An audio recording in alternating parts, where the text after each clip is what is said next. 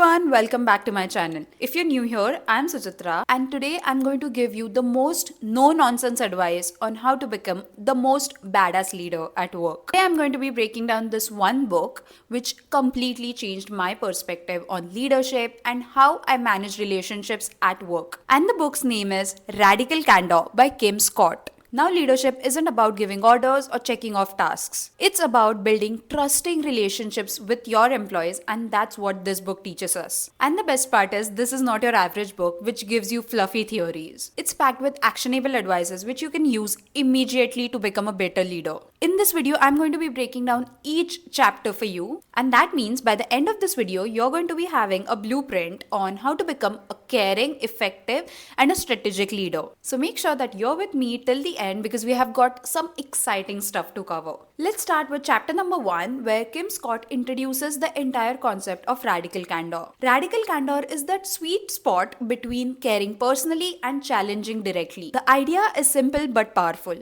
You care about your team, but you're also not afraid for giving them direct feedback. This is how you build trust, improve performance, and create a strong company culture. But here's the thing, most of the people use other types of leadership. Number 1 is ruinous empathy. This is where you care personally, but you're too afraid to give honest feedback because you don't want to hurt anybody's feelings. Or number 2, obnoxious aggression. This happens when you challenge directly without any empathy. If this is your approach, you might come off very harsh. Number 3, and the worst, is manipulative. In this case, people might think that you're fake and nobody trusts you. The goal here is to hit that sweet spot, radical candor, where you care personally and challenge directly. For example, let's say that a team member constantly misses her deadline. So instead of ignoring it or abusing her, what you do is you care for her personally and also give her honest feedback. In short, radical candor is all about fostering growth without ruining relationships. Now here's where things get interesting.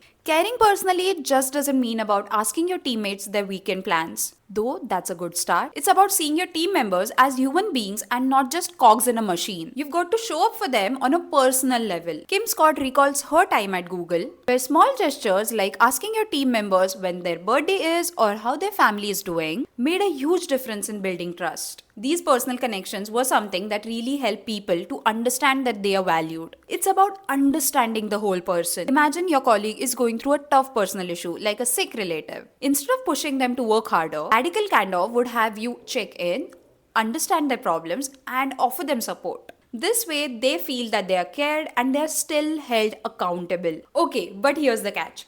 Caring personally doesn't mean to avoid harsh conversations. In fact, this is where many leaders fall short. You've got to challenge directly even when it's uncomfortable. But the key here is doing it in such a way that is constructive, not destructive. One of the stories that Kim Scott shares is about her boss, Sheryl Sandberg, who once gave her a feedback after a presentation. Sheryl said that you say a lot. It was direct, it was clear, and it wasn't sugar-coated. But because it came from a place of care, Kim didn't get offended. She worked on herself. So when you're giving a feedback, remember this, it's not about attacking the person. Instead of saying, you're lazy, you can say something like, oh, I see that you've missed your deadline. Let me check what got into your way and see how we can fix things up. Chapter 4 is all about feedback. And let's face it, giving and receiving feedback is one of the most trickiest part of leadership. But if you do it right, it can give you immense growth. So how do you give a feedback effectively? This is where the HHIPP framework comes in. Humble.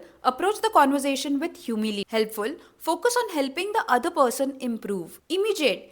Give the feedback as soon as possible. In person. Whenever possible, do it face to face. Public praise, private criticism. Always praise in public and criticize in private. Now, what's about receiving feedback? Scott emphasizes that every leader should listen to their feedback without getting defensive. Acknowledge the feedback, ask for clarification if needed, and most important, thank the person who's given the feedback to you. Remember, a feedback is as good as a gift. So now you've understood how to take and give feedbacks. But how do you embed this into your organization. This brings us to chapter number 5, building a culture of radical candor. Leaders need to lead by example. So if you are following radical candor, your team will feel more comfortable in following it themselves.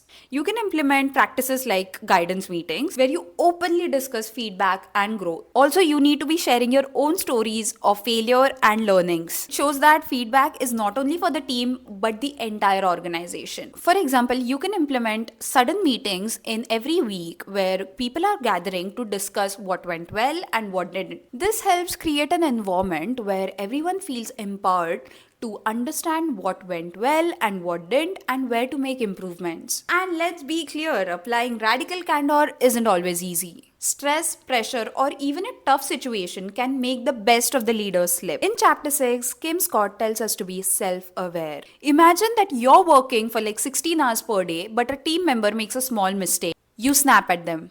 That's not radical candor. It's probably obnoxious aggression. The key is to recognize that you might slip, care personally, and then also apologize for not applying radical candor. Also, try as much as possible to avoid this mistake. So, that was all about it. Let's wrap things up. Here are the key principles that you need to remember. Number 1, care personally, challenge directly. Number 2, be specific and immediate. Feedback should be actionable and timely. Number 3, build trust. Create a culture of openness where feedback is seen as an opportunity to grow. Number 4, lead by example. Your behavior sets the tone for the entire team. Number 5, practice, reflect, improve. Leadership is a constant learning process. So here you have it, the most no-nonsense advice on leadership. So if you don't know, I read 50 books last year instead of doing an MBA, and I'm going to make sure that I'm breaking down each book chapter by chapter for you. This is going to help you run your business in a more effective way. If you found this video helpful, don't forget to like and subscribe to this channel. Also share this with somebody who's going to find this helpful. This was all about how to be a badass leader at work, and I'll see you in the next video.